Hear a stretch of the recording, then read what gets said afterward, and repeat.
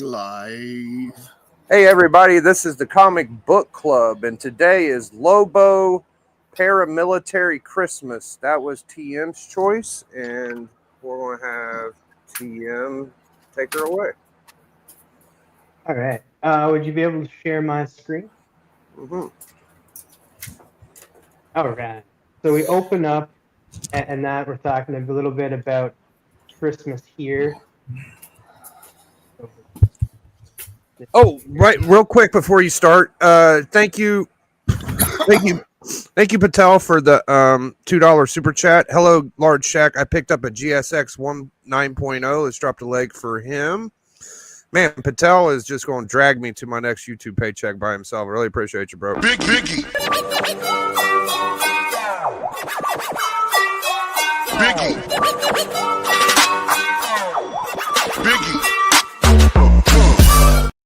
There we go. All right. Thank you, Patel. Luke? There. Where's Matt? He's here.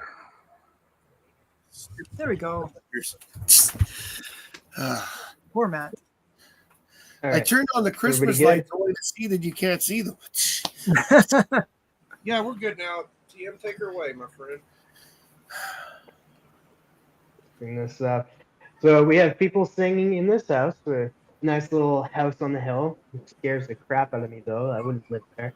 Looks like it's going to fall over. But Yeah, we have like them singing Christmas carols. We're introduced to these two horrid-looking people talking about what they're going to do, how they're going to have Christmas for their kids, and going back and forth. They're saying, well, who's going to do it? Are you going to go take care of them, or am I? Meaning, like, take care of. Mhm. And then next thing you know, there's a book that ends up showing up, and they go through it, and it comes up that says no job, no money, no prospects, no Christmas. And it goes into a little bit more. What can you do to prevent your death? The Lobo Xmas sanction, backed by a cast iron guarantee. I think this is a little cool. I really enjoyed this part, especially the next part where they're talking about like, oh, what does that say? And then they talk about the actual writer Keith Giffen. And so Yeah. it's like, no, not that part. So I really enjoyed that part. Then we get introduced to our main man. This is where the art kind of gets a little bit better. At the start, when first reading this a while back, I was like, why are they drawn like this? But it kind of goes with the story a little bit. They're supposed to look as bad as they are because they're terrible human beings. But we get Lobo, who is drawn pretty freaking well here. So all your heartthrobs, I know K-pop loves Lobo, and that anybody that says anything bad about Lobo, she'll come after. But yeah, and we come here, we see him coming into a bar, and I'm guessing it's a bar. Comes into the bar to meet his next client, who is, as you guys can see, the Easter Bunny. He's talking to him. He's like, "Oh, how do I know you? I know you from somewhere. Are you part of the Legion?" And he's like, "No. I'm the Easter Bunny in that." And he says he wants to get rid of not just him. There's a bunch of people that want to get rid of Santa Claus because he's taking over all the holidays. So he's just come to Lobo to take care of them. They come to an agreement. We get an awesome clip of his motorcycle, his bike outside. We come to it. He's like, "Ho, ho, ho, let's go take care of Santa Claus." So we get What's a with little bit of flying panels dolphins? and stuff. Quickly, What's that? can you go back one page? I just didn't get this one thing. What's with the flying dolphins? The dolphins are a thing with Lobo. They're space dolphins. They live in space, and they're a thing with Lobo. Okay. If I you was read a curious. lot of Lobo, you'd know about the space dolphins. Okay. I was just Yeah. curious. That was one thing I was like, what's going on with the dolphins? And I was curious. It's kind of like how Star Wars has space whales. Yeah, Lobo has space dolphins. Okay. Just curious. I don't read a lot of Um, Lobo. I think I've read about 3 or 4 Lobos in my life. So we get to the North Pole, and that we see the factory. I'm gonna skip through just quickly through these to see he's setting a point. He's getting ready to take care of Santa. He sees that he's taking care of some of these little elves. I really like this page. It's very colorful. Not very well drawn, but it's still very colorful and very cool. Especially the Batman back there. You can see he looks not too happy. But we see that these elves are just they're working. They only get like a certain day off a year. They're willing to revolt because Santa Claus is not too nice to them either. But then you have them Lobo's coming in. He's like, this security sucks. Comes in, he blasts through everything just to get in here. Comes through, he's yelling. It's pretty straightforward what's happening here. And then I thought this was kind of funny. They're like, pop, pop, pop. And it's like, oh, what the hell? Like, they didn't do nothing. Then he just kind of destroys them all. Get a little bit of a gruesome moment here. This is where it's probably going to throw people off, and like people are into gruesome stuff. But like, if you guys read We 3, We 3 is a little bit worse than this. And that, but like these poor elves, they didn't deserve this. I'm just gonna say that Santa Claus was a dick. But this page actually reminded me a lot of I don't know why Skin Breakers, the new book by Robert Kirkman. It kind of looks like one of the characters there. Oh, okay.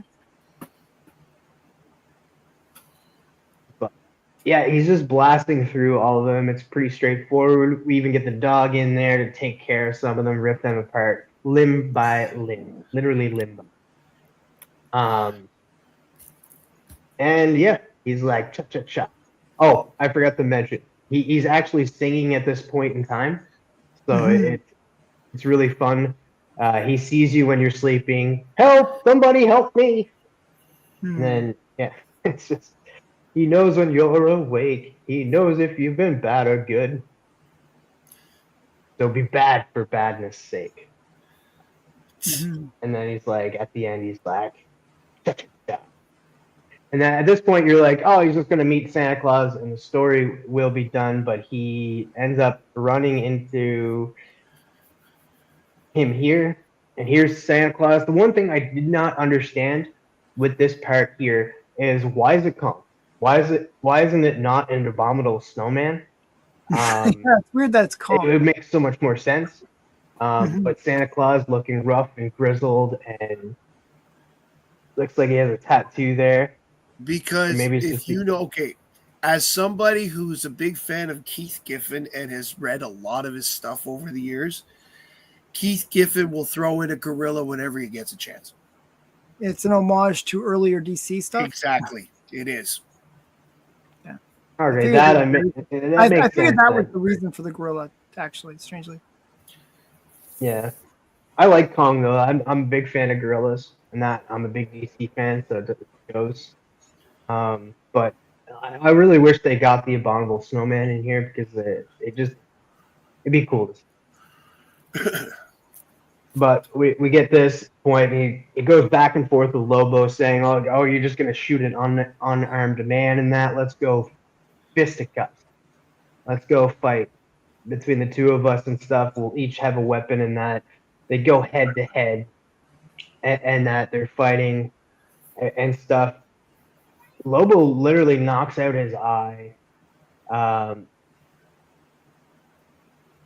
off. But yeah, we come to the point where he actually cuts off Santa's head. So are you guys filled with Christmas spirit yet? So we get through that. And you think the book is done at that point, but no, he's just like, no. Let's go see this naughty and nice list. I have control over this. You even have some of the penguins being like, should we go home now? Go home to our family? Like, cementing more of the fact that Santa Claus is not a good guy. So he gets loaded up and stuff. He's gathering some stuff up, seeing who's naughty and nice, grabs all the stuff, gets it together. Oh, I do want to point out, he literally kills Rudolph. Yep. He takes care of Rudolph because Rudolph doesn't want to do his sleigh, so he kind of does the little Rudolph the Red-Nosed Reindeer type of song at this point, and it's hilarious because he changes up the words again. And yeah, and then it shows later on because it's like the one reindeer is like, why should we listen? And that is like, dude, do you really want to die? So they get up, they get some packages onto the thing, and nuke. He's just like, ah, Merry Christmas, you filthy animals. Drop some nukes. It's Kong. See, it would be so much cooler if that was an abominable snowman. Just saying. 1, 2, 10. So, and then you see that these guys are reading the book and stuff, guaranteed that it'll happen. And then at the end, it says, this book, good for only one read. Poof, done. So he's like, ah, shoot, I have to go take care of the kid. Then it's finished. Merry Christmas, Padres. Ho, ho, fraggin' ho. I love how the dog is also smoking a cigar and giving it. And that was Lobo's Paramilitary Christmas. Okay. How many other people went and read this book and thought, oh no, oh no. All right, so I'm gonna start off with the cover, and then I'll get into other stuff as I get into it. This is a cover that I've been after for a while. I could never find it at a good price and stuff.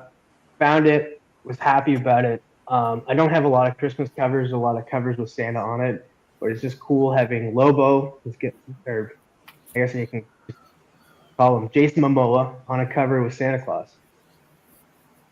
And it's a nice purple cover. For this, I'm going to give 4. Now, art inside was not their best. There was some fun things in it, colorful at times. Some of the people were drawn weird, but I think that it was supposed to be drawn that way.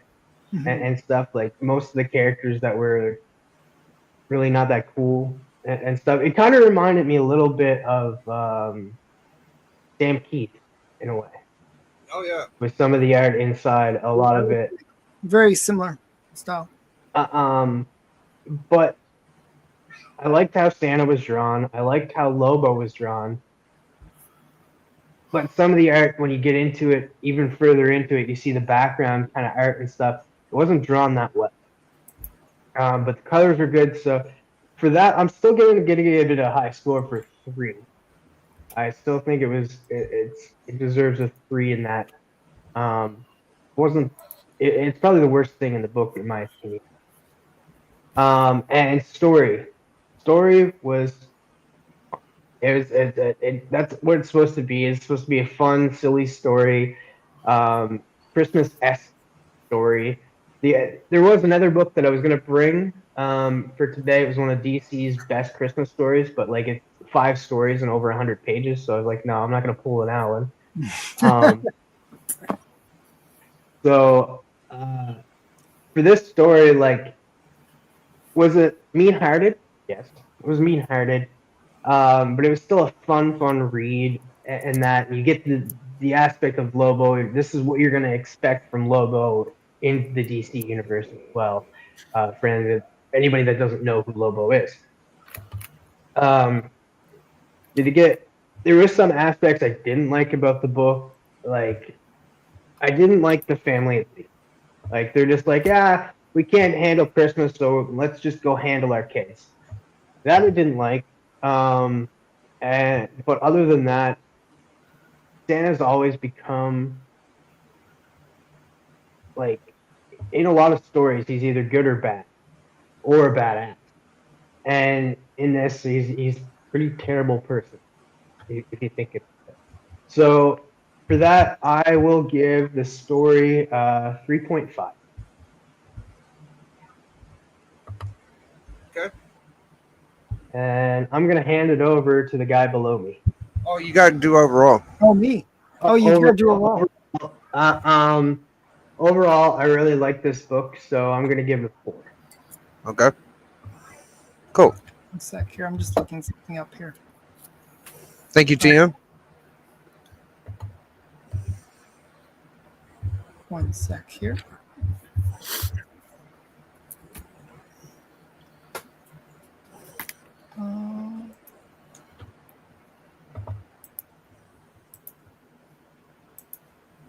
Okay, I was just looking up something. Okay, so for me, I know where they were trying to be. They were trying to be subversive with this book and try to do something kind of anti-Christmas and just sort of be silly. And sometimes that can work. I can give you a good example of where it worked. If you watched, I think it was Mad TV that did this, where they did Rudolph the Red-Nosed Reindeer and like the Christmas elf. But it was like but if that story was told by what's the guy that did Casino? De Niro.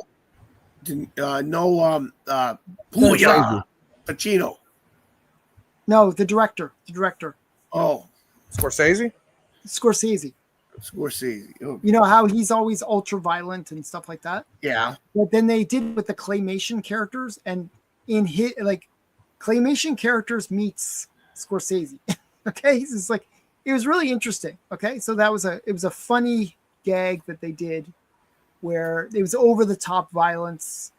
You know, Rudolph was an enforcer. You know, it was like over the top and silly. This didn't have that comedic humor to it in a way. It tried to with the songs and stuff like that, and I get it. But for me, the humor just didn't land, and that so it's one of those risky things when you do these kind of subversive things where you try to make like go extreme on one side. You're like, oh ha ha, we killed the kids. Oh ha ha, we have to take care of the kids. Oh, we killed all these innocent elves that were being like sweat labor to the evil Santa. You know, in theory, that could have been funny. It could have been done well, but what made the Rudolph story that I told you work with the Scorsese stuff was that you have this sort of juxtaposition thing where you have the claymation looking sweet and cute and then going extreme. It's sort of like why South Park works. South Park works by these, you know, kids that are swearing and doing crazy stuff. Yeah. Where you have that sort of, you know, innocent mix with not so innocent.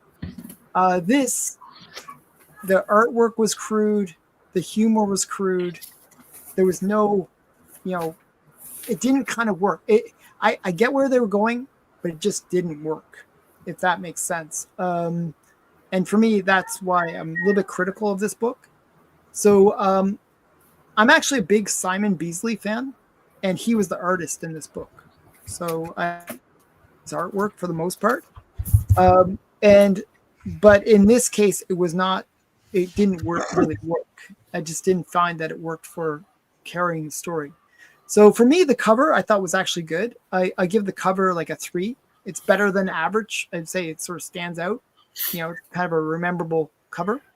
The interior art just didn't work for me. And it was like things were a little bit disproportional. Even that one panel where you first see Lobo, he's very disproportional. It just kind of looks kind of weird. You know, he always is though. In everything. Yeah, he's overly big. Anyways, you're right. So, but my point is, some things, you know, I could see that he was doing it very stylized. It kind of reminded me of something else, like some animation, like some animation thing. Ren and Stimpy. No, Ren and Stimpy. Not Ren and Stimpy, but some other one where it's like, you know, showing kind of kids being adults being kind of like dirty and grimy looking. But yeah, I can't remember it. But But the point is, I thought that the artwork, I could see that he was being very stylized, and it was done deliberately, that he was, making it look kind of crude and rough looking. Again, I think it was the wrong way to go. I would have rather cutesy. If it was cutesy, it would have been kind of more funny. But so for me, the artwork kind of was a big miss. So I give the artwork actually a 2. Now for me, because everything didn't work, the story I felt like I could see that there was elements. I could see where they were going with things, like the Easter Bunny worrying about Santa Claus infringing upon his territory in terms of the holiday spirit. And Santa being not this jolly guy, but being a sweatshop owner, basically. And I could see that they were kind of playing on things and kind of being subversive, but for me, it just didn't work. The writing, something about it was just a little bit off. I felt like I'll give the writing a 1.5. I'm really sorry. So it just didn't work for me. And it's not like that it couldn't have worked. I just think it didn't work. And then overall, I'm going to give this book, I'll give it slightly better than that 1.5. I'll give it a 2 overall. And sorry, I'm a little bit rough on it, but it just didn't work for me. It's like some books, you like, some books you didn't like. So this one I just didn't like. Didn't appeal to me. No, it's to be expected. People hit me up and was like, "Yeah, it's your pick today. Oh, Alan doesn't like your books, so he's gonna rate them low." But I mean, I think it's, as I said, it could have worked. There's things that they could have done that could have made it work, but it didn't work for me. And I could see I mean, they were really trying with the humor. I mean, we do kind of pop shot his golden age quite a bit, so. It's not that. It's just that we have different tastes on what comic books are sometimes, right? Yeah. So it's this one, I think it could have worked too. Like there was I feel like if they had done things slightly differently, it just seemed very mean spirited the whole way through. Like at the end, he bombs everybody, naughty or nice, doesn't matter. He kills everybody. The parents killing their kids. Killing kids for a laugh is not that funny.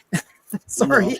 No. By the way, I would like to point out that somebody took the time to make a free movie cinema out of this story on YouTube. Really?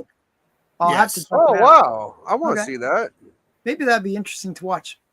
It's 13 minutes and 28 seconds long. And it's like animated? It's live action. Live action. Yes. Wow. Dude, Okay. Alan, I couldn't believe how many fan people, a lot of people hit me up and are like, they've read this story. Like, this is a more popular story than I knew. So, yeah, it's weird. No, I actually have this book in my collection. I just never read it. A lot of people I know, I didn't expect them to have known about it, but they're all like, yeah, that was a good one, Biggie. I'm like, because it was like Santa, it was a famous one because Santa gets murdered in it, basically. And that's probably what turns on a lot of people about it. Yeah. So I'll pick Matt to go after me. Like, I figure Matt is a little bit more balanced than I am. I'm Thank you. You would think so. Alan. You would think so. And the fact that this was done by one of my favorite comic creators of all time, Keith Giffen, you'd think that I'm going to go easy on it, but I'm not. Oh. And the reason is Keith Giffen has always been a surrealist. Always. Okay? That's first and foremost. When he does it with Ambush Bug, I find it hilarious. When he does a little bit of surrealism with the Legion of Superheroes, it makes for interesting reading. What he's doing here with Lobo also shows he's not with his regular writing partner. Mm-hmm. They went in a completely different direction, and I think they tried to be cute and they tried to be funny and didn't quite get there. Mm-hmm. Having said that, there are interesting parts of the story. Yeah. Okay. To give an example of the surreal, the fact that these guys are talking about killing their family, and all of a sudden the book shows out of the blue. Okay, that is an absolute non sequitur that just makes the story whatever, and that is so Keith Giffen. So basically, the other thing that I want to point out is that was Giffen's art style at the time. He used that style. He was very influenced by a few Argentinian artists that came out at the time, and he used that style when he was doing more of his surreal savant stuff. So, but he tended to only do very quick pencils, like the plotting thing, and then everybody else would follow. So he didn't get credited for the pencils for this book. So let's get right into it. The cover, I give the cover a 2. I like the concept. The concept is great. The colors are great. The art is not appealing to me. Lobo needs to look cool. He doesn't look that cool in there. He looks like a dirty hobo, not and people will make the argument, well, he is a dirty hobo. Yes, but you can still draw him better. Interior art. There was some art that looked like they brought in a guest artist, but they didn't. I looked it up because I was like, this has to be somewhere else. So that page that TM showed with the Batman on it and all that other stuff, I thought that was somebody else. It may have been, but they weren't credited for it if it was. So that makes it, that actually I found distracted from the story slightly. But I did like Santa sitting there in the chair, like I'm the king of the world.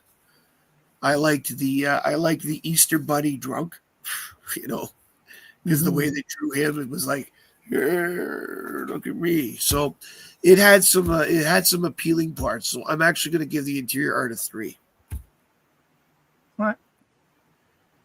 And then number for the writing, again, I get Keith Giffen, I get his surrealism, and I know what he was trying to do. But realistically, I'm trying to look at this not as a fan, but on the open mind.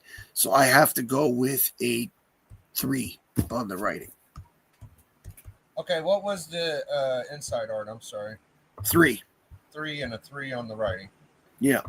Got it. So I'm going to give the book a slightly better 3.5 for the sum of its parts. It's still a Keith Giffen book. It went a little more extreme than he usually does, but I mean, it's a Lobo book, so that they were trying to do something different because he didn't want it to just be another ambush bug book. So, by the looks of it, so those are my scores. I really don't have a lot of opinions on this book per se. It's just a book. I read it, and it was better than I expected, but it's not one that I'm necessarily going to put on my reading list again. You're up, Miggy. Okay. Well, all right. So I appreciate to the point books. I appreciate whenever I only have to read it it was a quick read. It was like 7-10 minutes reading. Bam, boom, pow, done. I got some kicks out of the art. I felt like it was a Lobo universe Christmas story. Paramilitary Christmas for Lobo. And, the parents did look a little wonky, but that's in Lobo's perspective of parents. This is Lobo's life. This is how Lobo, he was a bad kid. He never got nothing for Christmas. He's like, Santa Claus is a prick, blah, blah, blah. Okay. I had no issues. I had no issues with, this is Lobo's perspective, and Santa Claus was pretty tough. He was tough, and Lobo was a little tougher, so I guess if I was going to nitpick, I'd say the book could have finished where he killed Santa and it didn't, and then it could have finished somewhere else and it didn't. It was kind of like 3 endings at the end. It could have finished here, it could have finished there, it could have finished there. But to me, it was a classic. Merc goes to the North Pole, kills Santa, and then gives out the presents. So this story isn't a one-time told story. This is done over and over and over. As far I think it is. I don't know. So for me, I mean, ain't Jack Kirby or Joe Kubert or freaking anybody classical artist style, but I'm gonna give it a 3.5. I'll give it a 3.5 for the cover. 3.5. Inside art, I'm gonna give it a 3.25. Story, I'm gonna give it a 3.5. And overall, I am glad I read it. I don't know much about Lobo, but I felt like that was a good Lobo. I've actually read more Trencher than Lobo, and I think Trencher came after Lobo. Very similar. Very, very similar. If you never read Trencher, I'd say check it out. Yeah, Trencher's also by Giffen. So Okay, that's why. Yeah, just like it. And I love Trencher, and I like this. It's kind of like an outlaw indie kind of bootleg, smaller comic kind of company deal to me. It felt like, using classical characters and making them your own. So, yeah, I'm going to go 3.75. It was a decent Christmas special. I think it was a good one, and a lot of people I've talked to enjoyed it, and I kind of agree with them. So those were my scores, and we can come all together and talk about it. All right. 2, 5, 14. The lucky number 14. Yeah. 48 is the total, it looks like. Yeah, I see that. So I will be right back. I was good. Yeah, I wasn't a 93 like last time, but I did all right. So who was the highest scorer? I was second. TM with was 14. TM had a 14.5. Matt had a 11.5, and Alan had an 8.5. So that was our ranking. It was spread. Yeah. Thank you everybody for watching. Yeah, you're right. Let's laugh. It's rinse and repeat, but still, yeah, it's like it's not. It didn't do anything I didn't expect. I kind of. Go ahead, Matt. So it came out to 60%. And it's the top one on the second page. So it's pretty low. It's like in the lower half. Kind Yeah. of top the lower half. Okay, yeah. No, I thought it might have scored a little better, but 15th from the bottom. all right, that's not the worst. So it's not the worst we've read, but it's not the. I think me and TM kind of had the same. I don't know why I know you've read more Lobo, Matt, but this is in a Lobo universe. What did they mess up? Oh, well, it's a case of it was a personal thing. I didn't like the storyline about the family killing their kids. Killing the kids. That kind of threw me off a little bit. And you take that out. Okay. And I would have given that book a higher score because it was an unnecessary. It was an unnecessary ad. That's 4 pages. Well, they were like criminal. Bad. Same with the ending. The same with the ending where you say there were 3 endings and da-da-da. Okay. I have to admit, though, I really got a kick out of the Penguins. I did like the Penguins actually said that they were going back home to the South, which I thought was interesting. I was like, why are there penguins in the North Pole? And then because they said that they had to go home. It was cool to see the Penguins back up Lobo. I actually like that. That was one thing I liked. I want to see what's going on. I got nothing to go home to. yeah. I wish I could have gone for more Penguins. Kids love penguins. And the fact that he took the gorilla and used him was hilarious too. See, the parents killing the kids was kind of that kind of humor back then, and they don't have to be wholesome parents. They look at the art of the parents. Oh, I know. They were like grimy parents, It didn't really get to me that much, I guess. Maybe we're in a bad world with that. Rolled out, like it makes sense because the parents killed the kids, right? What did Lobo do at the end? He fucking nuked everybody. Mm-hmm. Yeah, all the naughty list anyway. Yeah. He said he even got the nice ones too. Yeah.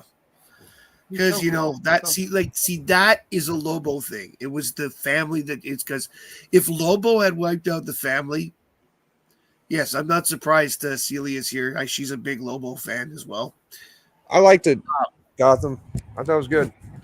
Like as I said, the main story was okay.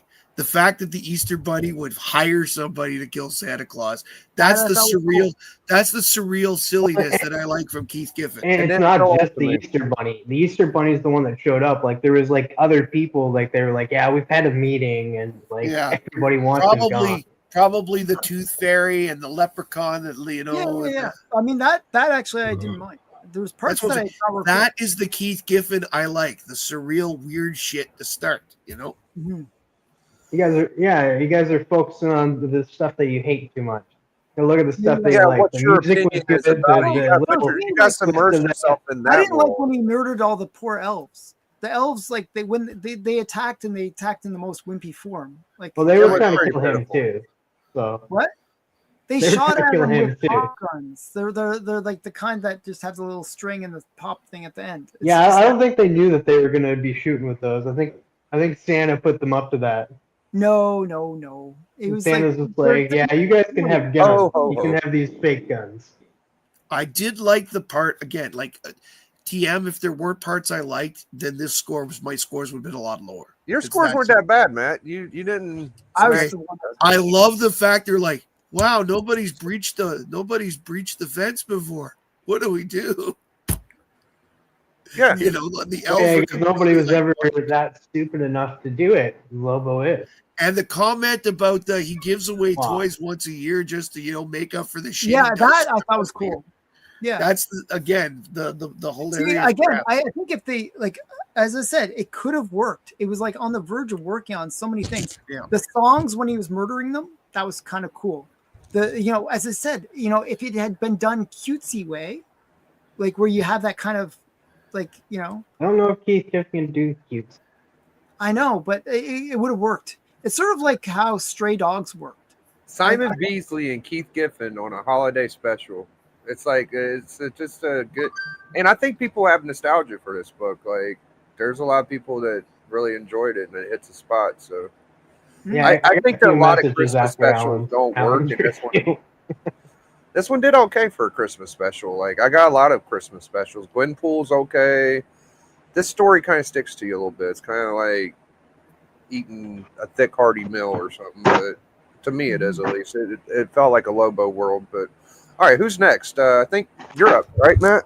I am, and I have decided to go with Superman 242. Oh. From 1971. This is the book that comes out just before my birthday. This is the month before. Oh, But it's a pretty cool Superman versus Superman book. There are 3 stories in this. I just want you to read the one that's the cover. It's the first one. The other 2 are reprints, and they're obvious reprints because they're older looking. So this is the book, Superman 242. Right. This is the storyline that begins with the kryptonite turning to iron where he eats it, and this is the finale. Oh, wow. So is there anything we need to know going into this book? it is the end of about 7 issues of things going on. It's a 7-issue story, but you don't need to read those to know what's going on. Okay. Because there is enough flashbacks in the story that you get the idea of what's going on. So Okay. plus, Right. if you like Jumpsuit Wonder Woman, she's in the book. Oh, okay. Well, that makes it. That Awesome. was why Alan didn't like it. Remember what I told you, Tim? Not enough good girls. There was no sexy girls in the whole story. I knew it. Where are the sexy girls? There was not one. Like Not I one. read one of the other Didn't need to be Lobos in that the I story to read make was, it good. There was one good girl. He would have loved it. yeah, there was a Lobo that I read that had like it was Lobo's swimsuit something special or something like that. And that was Yeah. actually funny. He was like a judge of a beauty contest and they were all wearing skimpy swimsuits, and it's the one where the cover is him naked and the barcode is right. Like, Oh, honestly. Oh yeah. yes, the Lobo one. Yes, Yes. yes. That's actually quite funny. It's like, Celia just showed that one on her channel not too long ago. Yeah. I did a video about Lobo Cartoon 2000s, and I think it was crazier than this book. Callie says, good review, fellas. Heading over to Matt's for the Scrooged episode. Looking forward to watching more episodes. Thank you. So you guys know this book, right? Yes, not- that's the Superman Red, Superman Blue. It's the first Oh. blue and red Superman. I've been kind of wanting this book for a little bit. It's a good story. It really is. I've had this book before, and I didn't know the significance. It's kind of went up in value, and I It kind of is want to. one of the first. It is one of the first imaginary stories when they, how they go out of canon and do things a little So differently. is he married to Lana Lang? Is that who that is? Yeah, he splits into two. And he marries Lois Superman and Red Lana. and Superman. And so yes, Blue marries Lana and Red marries Lois. That would make sense because Red is usually the evil one, right? Yes, well, Marries Lois. But they get Crypto. Yep. Crypto decided to go back because where they are is a new Krypton that they created in the story. So they decide Supergirl goes to the new Krypton as well. She doesn't stay on Earth. Oh, interesting.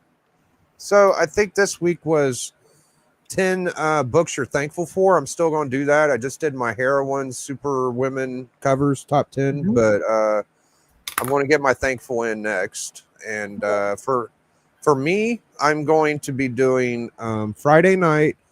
We're doing a bring your favorite books from this year that you've collected, and you've gotten A-OK to however you got them. Just this year books, and we'll show off our favorite books. We each take turns and talk about our favorite pools this year.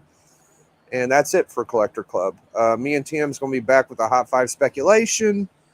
And that's it. I'd like to say thank you to TM. He did a very sweet and nice promo for the Biggie Shack channel. I really appreciate that from you, TM. And what you got going on, TM?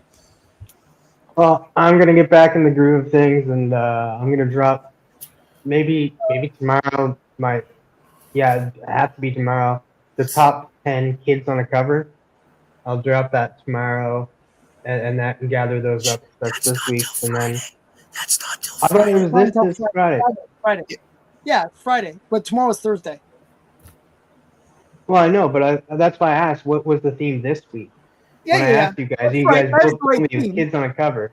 That's the Yeah, right thing. You right theme, spoiled but we the don't do it till surprise for Friday. millions of people. Well, They- that's what they- I mean. I asked what was this week's. Oh, they do told this you to week. one ahead of time on accident. Yeah. And you Oh. both told me that it was kids on a cover, so that's why I was going to do kids on a cover. No, we got to Oh. do thankful books. Top Thankful 10. books is Yeah. from Yes. last. Oh. I forgot to tell you. I remembered last night. My bad. Sorry about that, TM. I misunderstood. So Oh. wait, was TM done? I thought he was. No, I'll do the thankful covers. So it's covers that you're thankful for? Yes. This thankful that you have them in your collection kind of idea. Yes. Okay. Okay, Yeah. I'll do those. Sorry for the surprise for next week, but you guys can all get ahead of the game and post them. But post them after 11:45 a.m. Eastern on Friday. Let Alan do it first. Thank you. And go watch the video I did. I do have something coming in the mail from Cali Comics. I have something coming in the mail from Rad Art N Comics. So I'll be doing some like unboxing videos for them. I know some people out there don't like unboxing videos and stuff, and that they don't like seeing cool comics. But to me, those people just don't like comics. Exactly. That's a good point, TM. Yeah. So that's what I'm doing actually. So tomorrow is my very first video from my most current unboxing. I'm calling it the Grails unboxing. There's going to be it's going to be 18 parts. I can tell you right now, I've recorded the first 10 parts. There's not many Grails in the first 10 parts, even though I call it the Grail unboxing. There's a lot of cool books. They're like semi-big books, like $200 to $300 range, but no Grails. At the end, though, the last few episodes, it's like 7 major grails and then maybe 2 or 3 smaller grails. Like when I say major grails, I'm talking like, the Black Cat one and a couple of big ones. So it's going to be a pretty cool unboxing series. I get into a lot of history. There is one controversial video that I recorded based on one of the comics that I show, which I'm worried that people are going to flame me for, but I give a pretty good explanation. It should be a good series. So that starts tomorrow. Other than that, I'm doing my Friday hangout, and then hopefully, if I'm feeling up to it, I'll do both shows with and get on to Biggie's. I missed going on Biggie's last week. I was feeling under the weather. Okay, man. I really wanted to go actually, but my brain was toast. It was like dead. It's a lot. It's a lot, Alan. I really appreciate you trying, man. If you can. But you're here for book club, and you always got a spot. Yeah, but So I'm looking forward to that Friday show with you as well. So it should be a good one. So that's it for me. Good. Well, next Tuesday I have on my comic talk show. I've got Cram Bradley coming. He joined us. He joined Steppo and I on the and Lyle on the Superman show a couple weeks back. He's got one heck of a Superman collection. So I decided I'd bring him on to see what else he's got. On Tuesday, he's coming on, and he's what we're all looking for. He's a younger person who's into collecting comics. So we do everything we can to encourage that. He's in his early 20s, so we're very happy to see that going. I've got a video dropping tomorrow. I'm hoping to make it Friday to both your shows. It really depends if this throat of mine stops acting up. Yeah, hopefully you'll feel better soon. Because I do make it, but I have to drink a lot of water between shows. So, so that's going on. There's no Superman this week, but the week after, I have Steven coming on, and I have Mark Mueller coming on. We're going to do something a little different with the Superman show. I'm not going to get into it now, but it's going to be a very interesting one. So if you're all around on the 14th of December, stop by on the show, on the Superman show. All right. 14th, baby. That's one of my favorite days. I got one more little tidbit for y'all for the Moral Biggie Shack channel. So my good friend Comic Head 84, he calls them torpedoes. It's an AOK he's sending me. But for some reason, he says I got to have him on and D and Man Cave on when I open it. They got to be there when I open it. So I feel like this is a little bit more than an average AOK. And it's supposed to be Saturday. So knowing my postal service is probably going to be Monday. But I got to somehow synchronize those guys. And hopefully you guys can come see what we got. And it'll be coming soon. Sounds great. Yeah. Really thank you guys.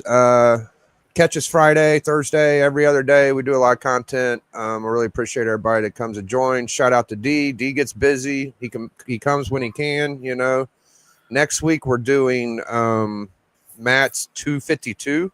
242. 242. Superman 242. Mm-hmm. It's a Neil Adams cover, if that helps. It does help. Helps a lot. I love Superman versus Superman covers, so it looks great. And to the people watching on TM's channel, thank you guys for tuning in too, and we'll see y'all later. #enjoy. Biggie. Biggie. Biggie.